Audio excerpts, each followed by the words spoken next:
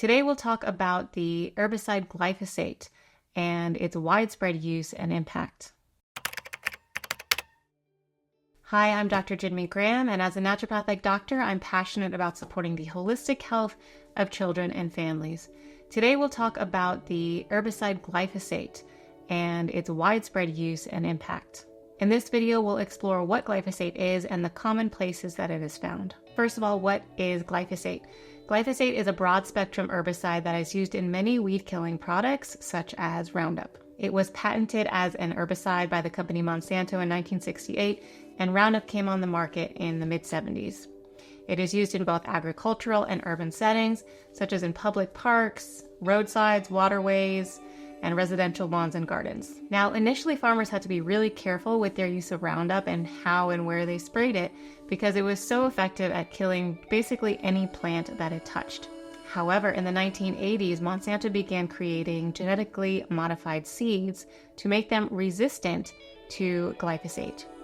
Now, these glyphosate-resistant crops, or Roundup-ready crops, meant that now farmers could liberally spray glyphosate on their crops and fields, and it would kill all the weeds and all of the plants except for these Roundup-ready crops. Now, initially, this was seen as a great advancement in biotechnology and a potential solution to ending world hunger.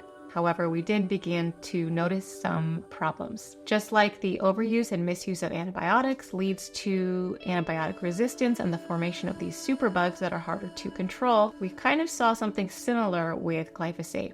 Whereas now the overuse of glyphosate was leading to these superweeds that were resistant to glyphosate, then requiring more glyphosate and other stronger herbicides to be used to kill off these unwanted weeds. These superweeds crowded out the crops that we wanted, making it harder for the farmers to control and further enhancing their chemical dependency on these stronger weed killers. Now, not only has the use of glyphosate increased dramatically over the past couple decades on these GMO crops, glyphosate is also being used on non-GMO crops as a desiccant or a drying agent right before harvest to make harvesting easier. Now, by law, glyphosate can't be used on certified organic crops. Buying organic is definitely better than simply looking for non-GMO. However, while buying organic is better, you reduce your impact of glyphosate contamination because of how pervasive and persistent glyphosate is in the soil and in waterways and even in rainwater.